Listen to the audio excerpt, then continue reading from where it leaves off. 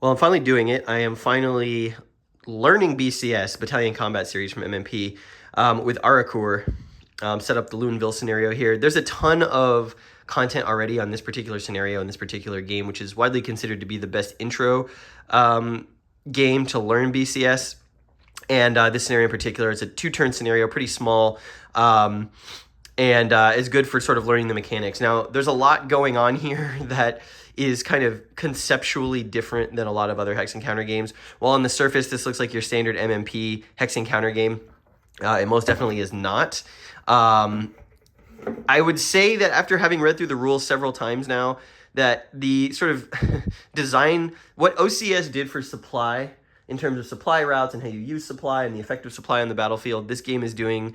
They're like, OCS was like, let's take supply and make 8 different ways to consider supply. This game is doing the same thing with like Zocs and attacking. There's like 6 different types of attacks you can do based on the types of units you've got. You can see some of the units here. Some of the units, like the factors, there's no combat table per se. Well, you're not comparing values on the counter. So while there are values for like attack and movement and efficiency, like you might see in other MMP games, some units only have this arrow, which means that they can only do certain types of attacks, and it's not based on numbers, it's based on their efficiency rating, which is that superscript number there.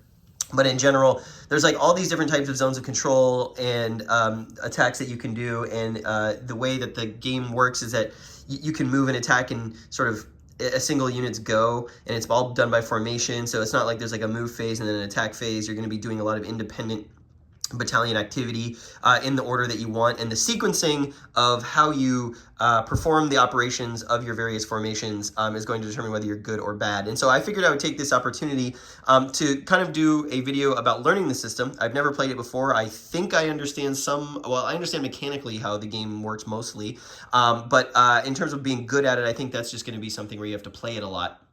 To get sort of understand what situations require what types of attacks and activities. And so this is less going to be sort of my normal style of video where I take you through the narrative of the game and show you kind of what's happening, and more me kind of fumbling through certain situations and learning how to do them correctly. And I'm hoping that people who watch this, if you've played BCS before and you're familiar with the rules and you understand what's going on, that you can give me pointers or point out where I mess up, because I'm likely going to. But the overall objective of this scenario is the Germans, who are in gray. You've got a formation up here. You've got some formations up here. They're coming in. They want to take over the town of Luneville here in the center of the map. They do that. That red hex there, they will win the game. If they don't, they will lose the game. We've got American allied positions along this road.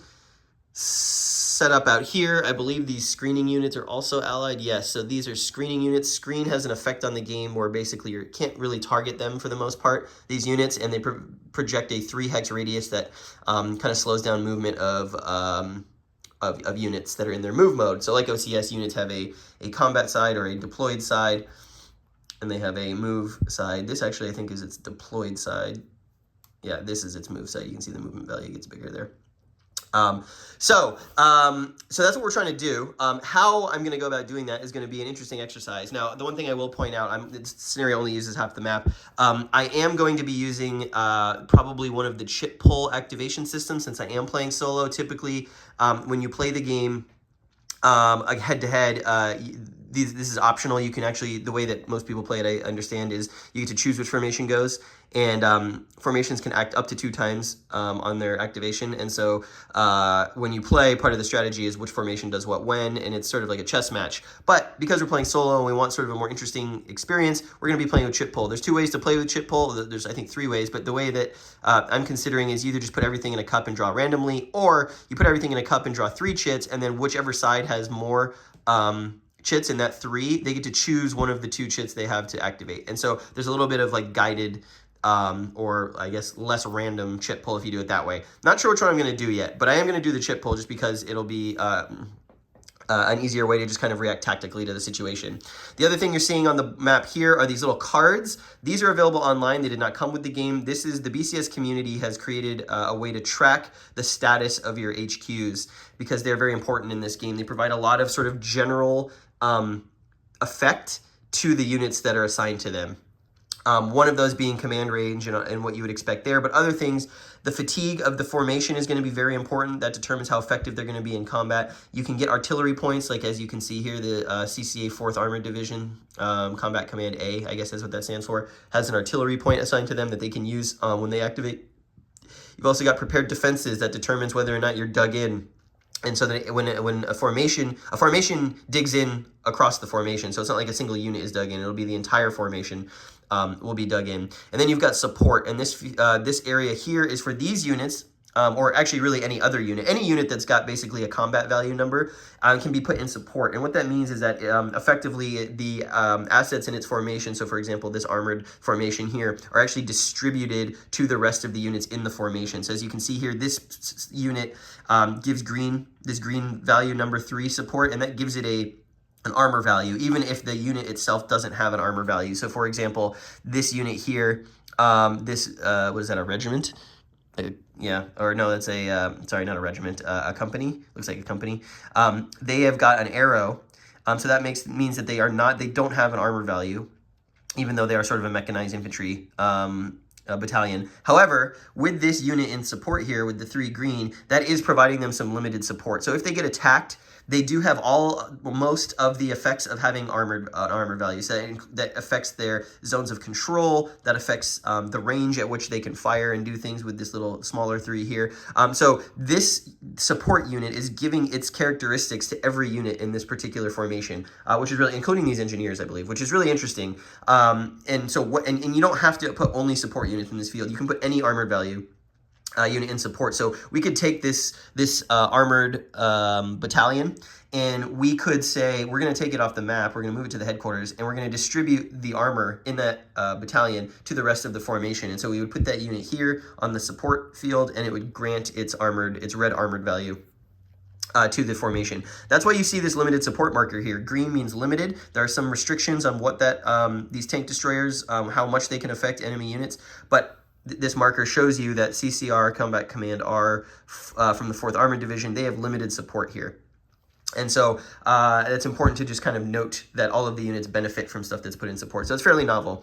We've also got combat trains down here. There's 2 types of essentially command traces you're going to be doing in this game. There's the main supply route, which is going to be between your combat train and your HQ, and then back to a supply source.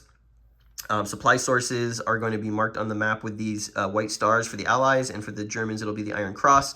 We've also got an additional supply source with this white cube here. So the Allies basically are only able to trace supply to these 2 hexes because the way you trace supply in this game is your HQ, this unit here, has to trace to a combat train, which then has to trace to a supply source. So in that way, it kind of works a little bit like Library of Napoleonic Battles. But yeah, and you can only trace along roads, and in this particular scenario, you can only trace along these with these white roads, I believe, from the combat train. I believe the HQ to the train can be traced across these tracks and these other secondary roads. So something to keep in mind there. But then there's also this idea, so you can't cross the streams of these traces. So for example, if this formation here and this formation here kind of get into Luneville and they get kind of intermingled, there are penalties for having those formations not able to work together well, or having their supply trace cross over each other, because once you set a supply trace, it uses that route until things move around. And so if you have both supply trains on the same road, you're going to get penalties. You're not allowed to do that. Now, there's a special rule that says these 2 particular formations don't suffer the penalties from mixing because they are both part of 4th Armored Division, and so they have inherent familiarity with working together. But this 2nd Cav group, if they get intermingled here, they're not going to be able to work effectively with these other formations. What else do I need to tell you? We'll kind of go through some of this as we proceed. I don't think any of the other stuff has support, but we might think about giving support. I'm going to work through kind of the turns. I'm going to work through some situations just to see if I'm doing it right, to see if I'm making bad choices. You can let me know what you think. And this is going to be an exploration of the Battalion Combat Series from MMP, something I've been excited to play and I'm finally getting a chance to do. All right, well, we're off to a good start with the Allies here. So I'm in the very beginning of the turn. We've rolled for weather. We got fog. That makes visibility 1 hex for purposes of firing. I then rolled on the Allied air points table. We got 2 air points plus the Bazooka Charlie air point. So I've put those here. We don't have air point counters in Arracourt. We just have these artillery counters that say to use these as air points. Air points can be applied to any formation on the map, and we use them to barrage and support combat. So they don't need to be assigned. So in the assignment phase, this is where you can take unassigned support or assigned support to a particular formation. So we're not going to be doing we're not going to be assigning any air points because they're just used across the map. And the artillery points we have, we could unassign this one artillery point from CCA 4. We probably are not going to do that since they're at fatigue 2. We want to give them some flexibility. We could also potentially unassign the 2 artillery points here, but we probably don't want to do that either, given we've got some Germans coming down this road. And then the Germans have their starting artillery, so we don't need to do anything there. But if you're playing a bigger scenario, you're going to be assigning and unassigning artillery points and also independent units to various formations. You can also, this is where you will assign support. So I need to look at the thing here and see if I'm going to make any of these units become assigned support for their formation. Okay, so no support for the Allies. Second Cav doesn't need it because every unit is basically the same. And CCA 4 only has 2 units, and they are in a really bad position here defending the supply line. So the scenario instructions say that the Germans go first, but I'm obviously using the chip pull system. It doesn't say this in the rules, but I'm just going to house rule it here. Because it says the Germans go first, I'm just going to have them pull any chit that they want, and they're going to start. So I've gone the 15th Panzer Group Division here. That's this formation. They seem to be in kind of the best spot to cause some havoc and kind of prevent the Allies from kind of getting into defensive positions around Luneville. They want to seize that initiative and want to go first. So to start with an activation, so we look at the HQ. Now this HQ is already gone previous to the scenario starting, so it's on its backside. The 10 is the command range of the HQ. We've got the range of intrinsic artillery that HQ has. We've got its movement value, and then we've got this 5 in a die. That means that this HQ, when it needs to when it goes to initialize and activate, it is going to check to see if it can do its activation. So normally HQs will be on their front side, and you get to have an activation with them, and then they'll flip over, and then you'll have a choice on whether you want to try and do a second activation with them. This scenario, some of these HQs start already having had an activation they're used, so he's gonna start on his backside. So we need to roll a 5, I believe, or better in order for him to be able to activate. So let's do that right now. And we rolled a 2. So that means that he does not get to do anything. He is done for the turn. We'll just flip that over. And yeah, I guess I could have also decided if I wanted to have any German units in support. I may go back and do that. But he is finished. We've used his chit, and we're going to go on to the next formation. Okay, next chit drawn. So I am using the draw 3 chits, and then whoever has the majority chooses one of the 2 chits in those 3 and goes. So the Germans won that chit draw. They have chosen to activate the 113th Panzer Brigade. Now, I want to walk through this to see if I'm doing it correctly. The game isn't super complicated in terms of like calculations, but there's a lot of possibilities at every step of the turn order. So this particular HQ has not yet been used. You can see that here. And so now I need to do a snafu roll. And a snafu roll is going to be what essentially limit the kinds of activations that this formation can do on this turn. There's 3 results on that. There's a full activation, a partial activation, or a failed activation. We obviously don't want that last one, but you don't really want partial either. So we roll 2 dice. We apply modifiers. Now, we look at their fatigue level. They are fresh. We get +1 on the roll. There's no coordination marker, although looking at this, because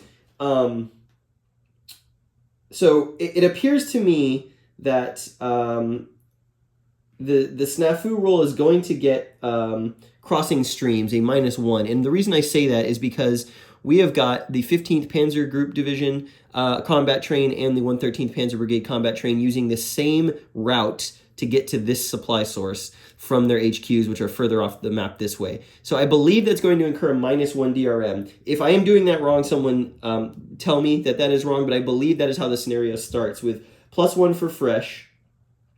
And then optimal distance, there are at least, no, not optimal distance. There need to be 5 hexes between the combat train and the HQ, so we don't get that bonus. So you want to keep your combat trains behind your HQs at a specific length. We don't have that. So we're +1 for fresh, -1 for crossing the stream. Yeah. I don't think there are anything else. The MSR is not blocked nor complete, so it's just going to be a flat 2d6 roll, and we'll see what we get. Not a good start for the Germans. We rolled snake eyes, so that is a fail. That is a failed activation. So the fail activation is we don't get to use movement. The HQ can voluntarily retreat. We can flip counters to their move mode if we want. We can move combat trains. We cannot barrage. We cannot do combat. We can do prepared defense, restore our drop support, or enter screen mode. None of those of which we want to do. That was a terrible result for the opening roll of the game. And so, frankly, they are not going to get to do anything on this first activation. So we flip this over and show that side. And now we can try for a second activation if we can roll 5 or higher, and we do that process again. I believe I have that right. If I don't, please correct me. We're going to roll that up and see if they can actually do something this turn. And unfortunately, we don't get it. And so the 113th Panzer, who have literally are standing around, I guess, waiting for orders in the fog, were not able to activate. So that's 2 of the 3 German chits on turn 1 not able to do anything. That's going to severely hamper their ability to get to Luneville. All right, let's see what's next. All right, well, next up is the 4th Armored Division CCR. That's this formation here near the south of Luneville. They're going to go next. They rolled successfully for their activation. Then they rolled their snafu. They got a partial result. Partial result effectively means they only get to use half their artillery in combat, rounded down. So the intrinsic artillery of this headquarters is 1. That's going to be 0 this turn. It also means they only get to use half their movement points this turn, which is not great. I think... Well, and then the other thing it does is it makes them only able to place 1 objective hex. Now, I haven't talked about objective hexes, but objective zones, let's call them that. Objective zones are placed by the HQ, and what they do is they allow this formation to attack. In order to be able to attack in this game, the target needs to be inside of an objective zone. So we have to place this in a location that will allow us to achieve our goals for the upcoming turn, or for the upcoming activation, I should say. So what do we want to do here with them? Well, obviously, the Germans here are threatening the city, so we probably want to move these folks into a position to shunt away the 113th, 15th Panzer Group, which are these units here. Now, I have to be careful because 2nd Cav is using this particular supply route here. Here's their combat train, and they're out here screening in this direction to stop the advance from over here. This particular combat train, we don't want to be using a supply route that goes this direction because CCR4, now that they've activated, are already using this direction. That would cross the streams, and that would give bad snafu results. So we want 2nd Cav to be using this particular direction.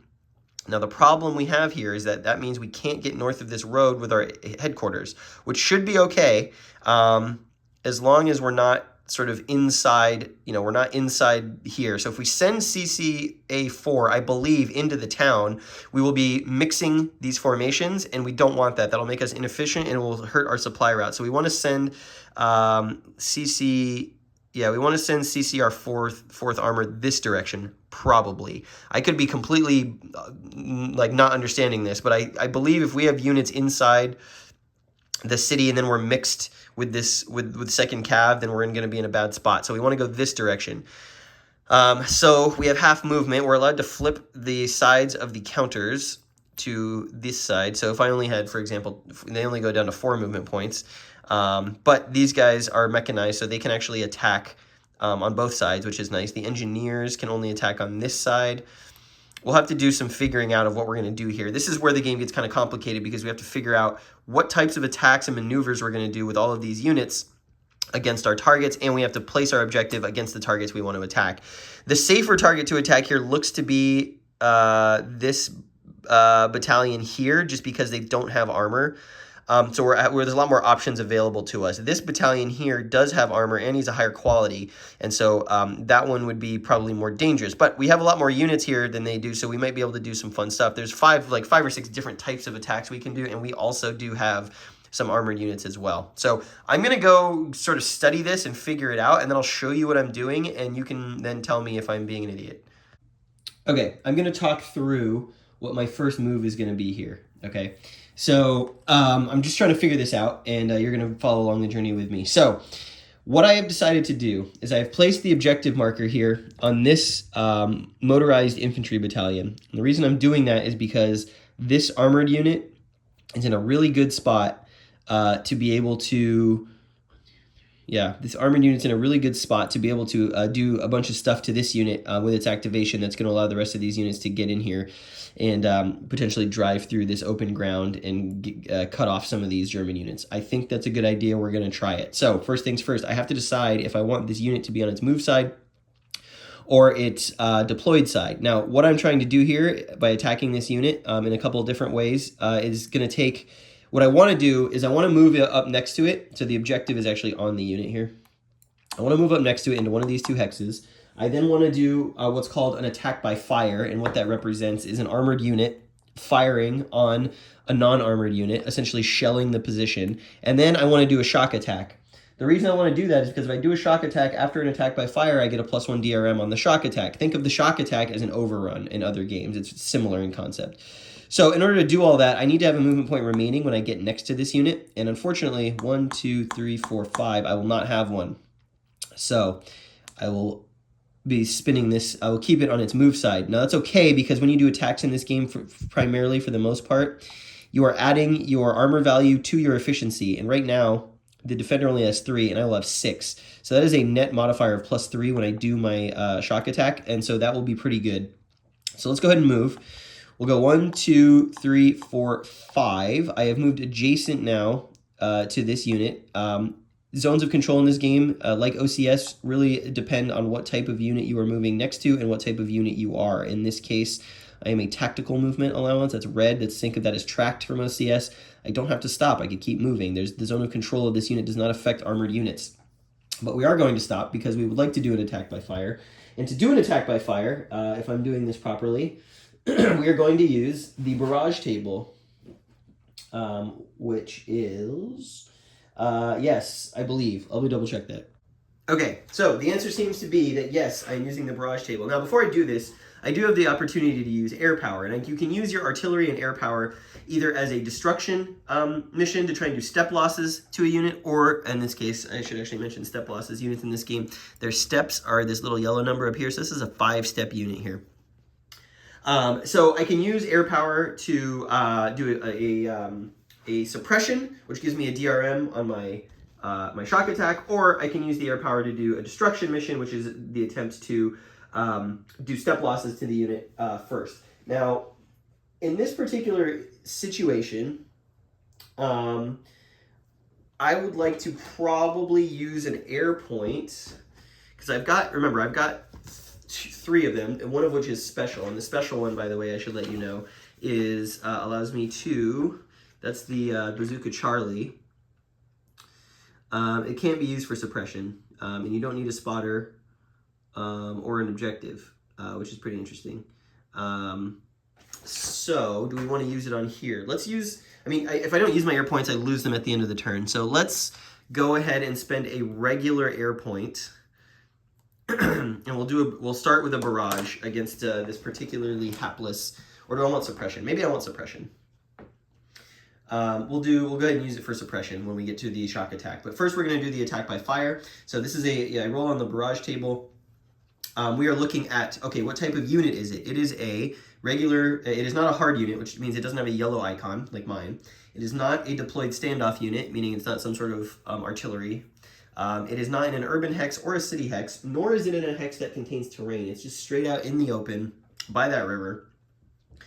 And it doesn't have prepared defense. So on a 3 through 6, we will do a step loss.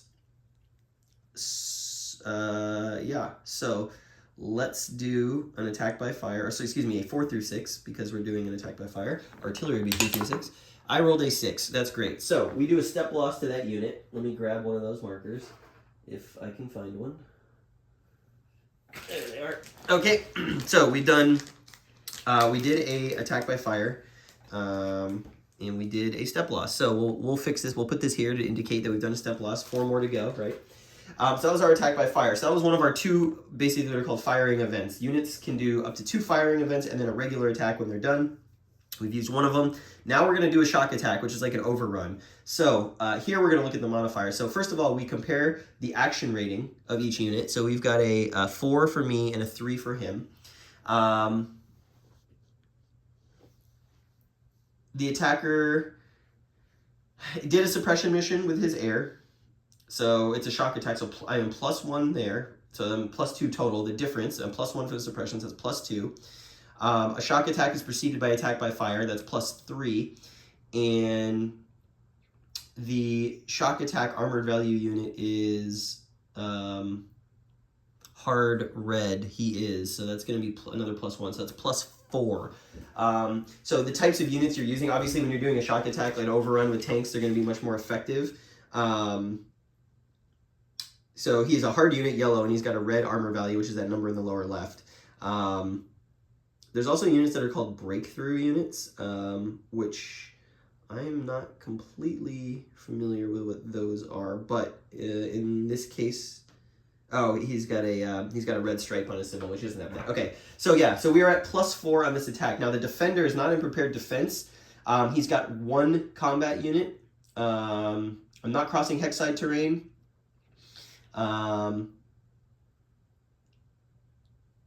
He is infantry, but he's not in a city, so that doesn't help him. He's not hard red and open, which would be trying to overrun a tank, which is bad, obviously. And he's not an armor value unit in urban. So there's no minus modifiers. There are only plus modifiers. So this shock attack is going to be +4. Okay, we're rolling 2d6, and then I'll tell you what happens. We rolled a 5. +4 is going to be a 9. We get an A1 situational traffic result. Okay, so the A1...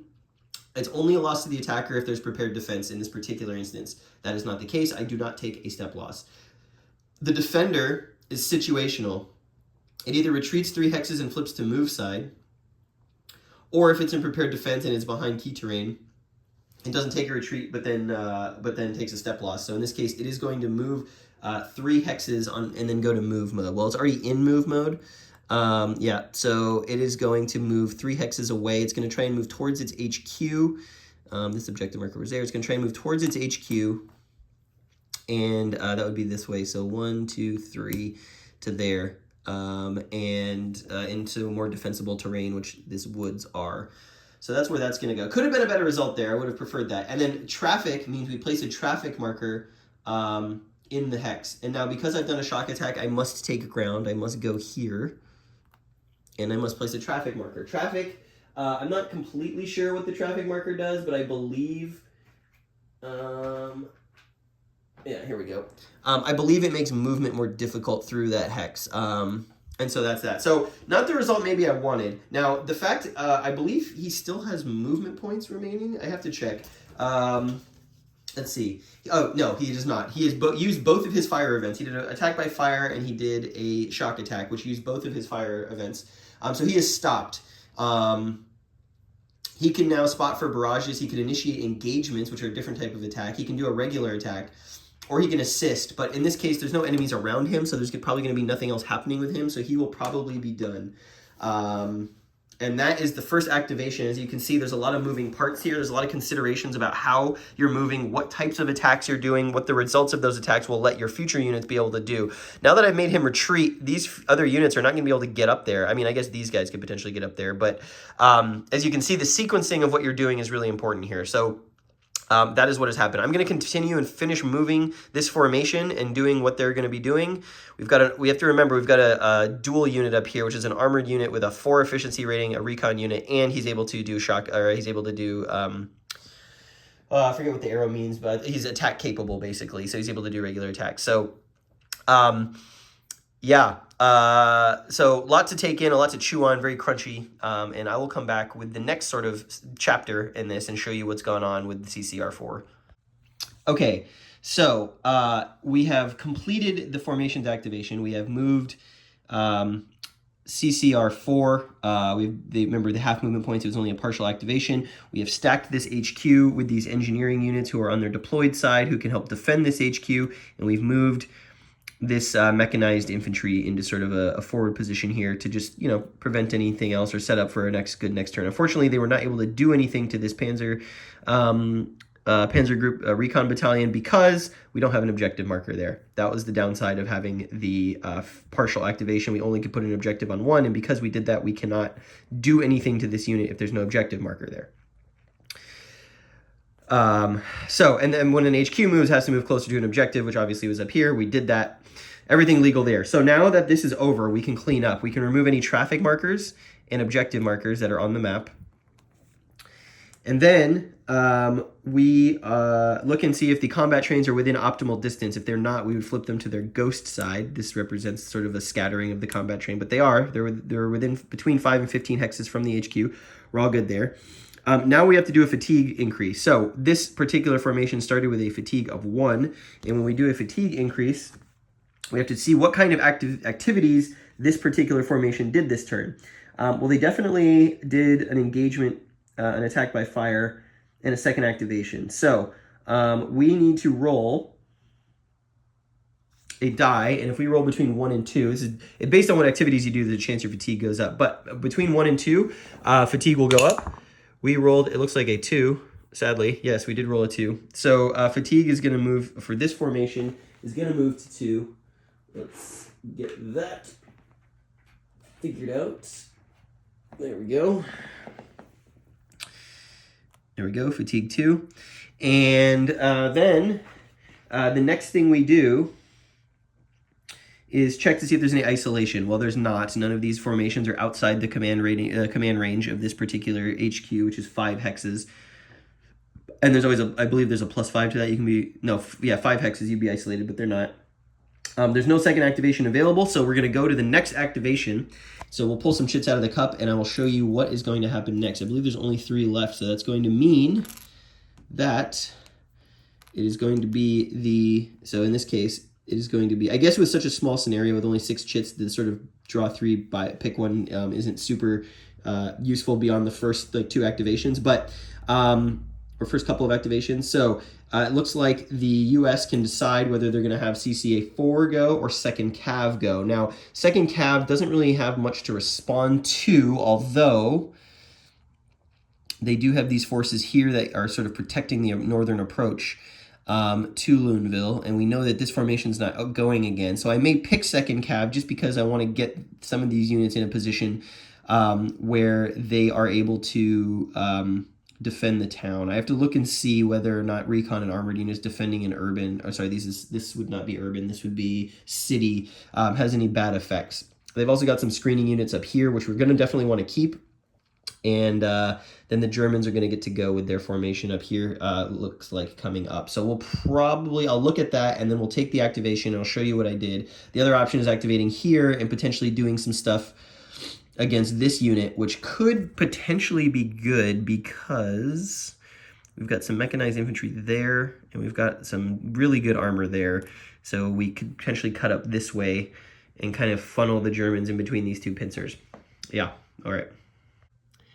All right, see Combat Command A from the 4th Division. We'd get pretty heavily invested in trying to eliminate, if we could, it's only a 3-step unit, eliminate this Luftwaffe unit here. We threw in 4 destruction barrages, 2 air points, and then 2 artillery points. On this thing, they all missed, which was really frustrating.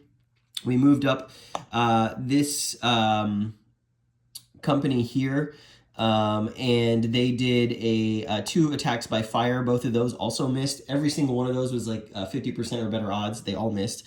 So extremely frustrating. Then we moved up this armored unit. We did an attack by fire. That also missed. And then we did a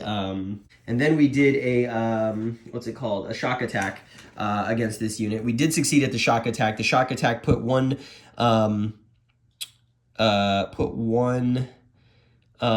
step loss on it. Now, because this is an infantry unit, and it's an airborne infantry unit at that, so when it had to retreat, and so when it retreats 3 hexes, 1, 2, 3. If it's within 1 of its HQ, it would then stay there, but it is, unfortunately, when it does that, it is not going to be within 1 of its HQ. So what that means in this system is you actually pull the unit off the map, and it goes to the next turn, and it'll come back next turn within 1 of its HQ, which is pretty interesting in terms of what happened here. Basically, they've been scattered and sent back to the back line from this attack by armor. That was a shock attack. We got to go there. I believe I'm allowed to keep moving because the unit retreated. I didn't use both fire events. Or did I did use both fire events because I did a attack by fire beforehand. Okay, so I cannot keep moving. which is unfortunate because what I wanted to do was move up towards here. Let's see, 1, 2, 3, 4, 5. Yeah, I would have been able to, and then I would have been able to do a regular attack against this unit that we attacked last turn with these guys. But unfortunately, I cannot because I used my attack by fire to get the modifier on this shock attack. So they are done, CCA of the 4th Division. We did scatter off a unit there. We've pushed forward with the Americans north here, which is pretty good. I guess conceivably I could move my headquarters if I wanted to. We could go, like, let's say here, for example. We're not allowed to go further west than that, I don't believe. No, we're not allowed to go that far. We're allowed to go here. So there's a pretty limited operating area, although he has a 12 hex range. So anyways, that is their activation. We're going to finish this turn off, and I believe it's going to be the Germans activating up here, and then we will be done. Okay, we just completed the activation for the 111th Panzer Brigade. They had a very effective activation. They actually have put the Allies on the back foot. So we had a stack starting up here of armored units. Of course, as you remember, there were some screening Allied forces here in this forest. The armored units, the first of the armored units, which was here, this battalion, came down. You can see where the objectives were. This is where they were here. This is where the objective was. So we rolled a full activation for this formation, and we put both objectives on the screening unit here. The reason I did that is because there's a die roll modifier given an advantage for the Germans if they do an engagement, which is they were allowed to do. That's the only thing you can do to screening units is engage them. So they had a ton of movement points. So they moved down this main road. They came up here to the forest. There was an engagement here, and the engagement was so successful that the screening unit was actually eliminated. So that's a casualty for the Germans drawing first blood. We had another engagement happen down here, and you don't need objective markers. It's the only type of attack you don't need objective markers to do is engagements. And so we did one here at this crossroads with this Panzer unit, this battalion. We did not succeed at destroying the unit, but we did force it to retreat, and that retreat moved it down here to the headquarters. It is still in screen mode. You can see it's a pretty weak unit, but it's got really good quality, this recon unit. And this is the last formation to go on this turn. We have not done second cav yet, and they've got some artillery, so they may be actually able to counterpunch here. In the meantime, the infantry from the 111th Panzer came down this road here. We moved one up right here next to the headquarters to potentially threaten. I don't know if that's a good idea, given that second cav is yet to go. It may be bad to have them here, but I figured at least I could block the road for this screening unit to move out further. The other thing it does, and by moving the other motorized infantry down here to this village of Marinville, is to put this screening Allied unit into isolation, which is going to be very bad for it because it cannot trace a clear path back to its headquarters, which was here. So this infantry has cut contact with this screening cavalry unit. So we're going to have to, it might take attrition. We're going to have to figure out what happens there. But overall, I feel like I got the handle of the engagement stuff here, especially against screening units. Obviously, it slowed the movement points. You know, these units all have high movement. They would have been able to get all the way down here had they not been screened. But screening units are vulnerable to engagement rolls. And because we had the double objective, we were able to eliminate one. So that is done. We are going to now see if we're going to do a second activation with 111th Panzer because they are by far the Germans' best units. And I believe there's a chance that these units actually get withdrawn from the scenario at the beginning of the next turn. So let's see what we get. We got a 5. They're going to get to go again. That is huge. And this, interesting. That's pretty big.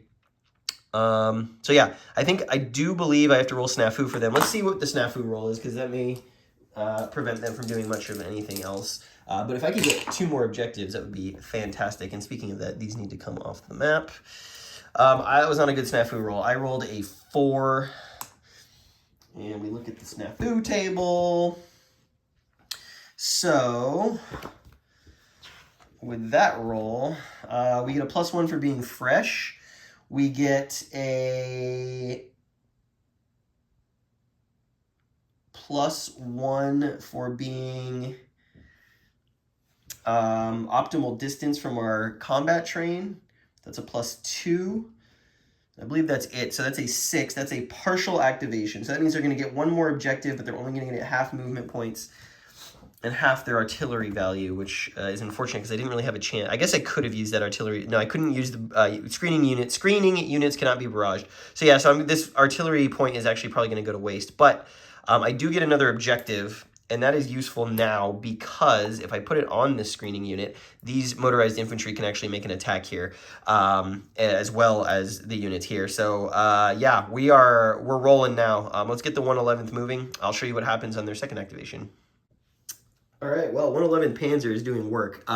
We actually eliminated through a couple of engagements with this unit. You can see they've taken some step losses. We did a couple of engagements with the light armored units and the recon units that the Allies had in this general area. Both of those were a step loss apiece, and those were only one-step units, so they were eliminated. So the German Panzer is very potent in these engagements, and the advantage of an engagement, obviously, is that you don't need to have an objective marker, but you can only do it against other armored units. Unfortunately for the Allies, not choosing 2nd Cav Group, this formation that I'm about to attack, before 4th Armored CCA was a huge mistake because the 111th have absolutely just carved through down this road. Now they had the movement points to enter Luneville, but they're not allowed to do that until they put an objective marker there. And so they just have to kind of sit on the outskirts and wait, and that's going to force the Americans to have to try and dislodge them. Now, they could get lucky. We could make a roll, and the 111th is recalled right as they're on the doorstep. We'll see what happens. A little bit of drama there. But what we're about to do here is actually a regular attack, okay? So this is the first time I'm doing this. We put our one objective marker here. We've moved in the motorized infantry from this village to here, and now we've got 2 units stacked, and we are going to be... oh, you know what? Because he is screening, I unfortunately cannot do an attack there. That's unfortunate. If I had been thinking ahead, I actually would have probably put the objective down here because I could have made it in there. Well, you see, this is how you learn the game, right? Screening units cannot be the target of an attack. It can only be the target of an engagement. And you're not allowed to enter the hex.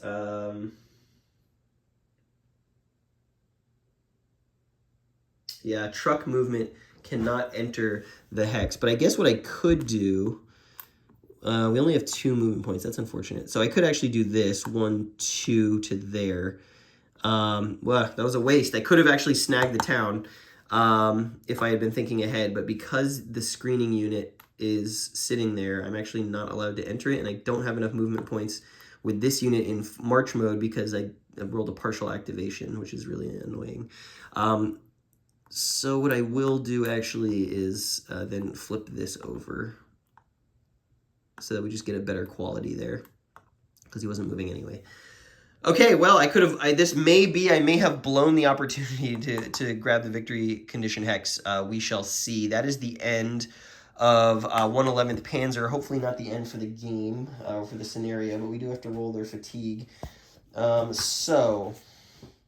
what did they do? They did engagement. So 1 to 2, their fatigue will go up on this one. It didn't go up on the last one, but let's see. That is a 3, so their fatigue does not go up. They are still fresh, have not met much resistance. Yeah. All right, we continue on. Final activation of the first turn is going to be, I can pull it out of here, 2nd Cav, who has suffered quite heavily. Okay, so we have a bit of a problem for 2nd Cav, who has a unit here and then further off. And here's their combat train. As you can see, we've got a unit right dead smack in the middle blocking that route. So I'm going to see if I do this correctly. Before we rolled Snafu, we should have actually, and I haven't yet, we should have done, if the MSR is not complete, meaning there is not a road path to the headquarters, or back from the headquarters to the combat train to a supply source, then we have to remove the combat train from the map, which is not good.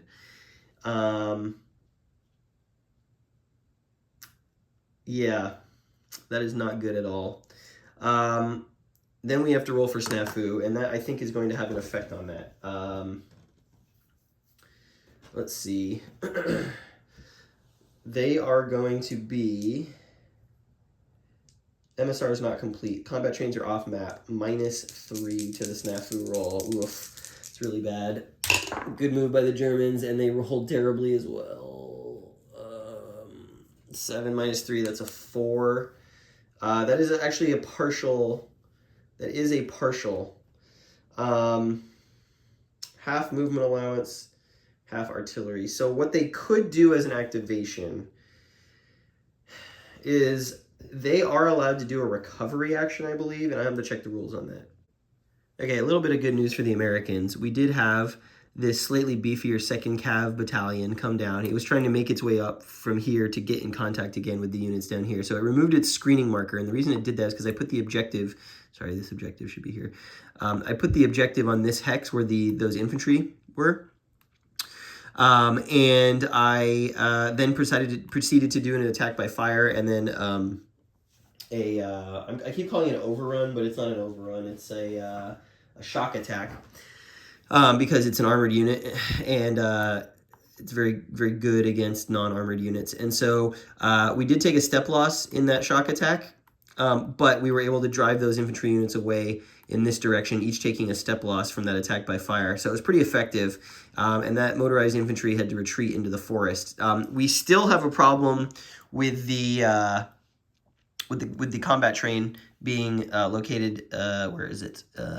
Being off the map, and the HQ being here. They're just trying to figure out what I can do here to make the life hard for the Germans.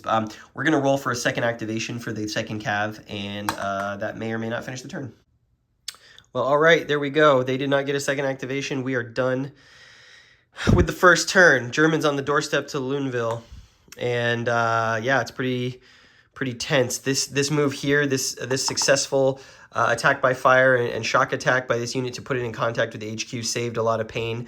But you know, still, if the Germans get the 116 or 111th, they will be in business. Now, like I said, there's a chance that these go away, so we need to roll the start of turn 2, which is right now, the 19th of September. We need to roll 1 die. If we roll a 1 through 3, the 113th is removed. 4 through 5, 111th is removed. Allies want to see a 4 through 5 right here. Let's see what we get. We got a 2, so that's going to remove this formation, and that is, I mean, it's fine, but it's not what they needed. So we're going to have a hell of a second turn. Okay, I got a correction to make here, and obviously we were expecting mistakes to happen. I forgot to take into account when this unit did its shock attack. First of all, you need to have, and this is something I've been messing up in other places with shock attacks. I think when I did the shock attack over here that sent this unit away, I think I may have misplayed it. Either way, you need to have 3 movement points to initiate the shock attack, like an overrun. This unit obviously did not have that, so he could not have done a shock attack. Additionally, and more importantly, these infantry units have support from this HQ, and I forgot that they had stugs here. So they actually have an armor value of 3, which makes this whole thing a little bit different. So I'm going to send him back to where he was.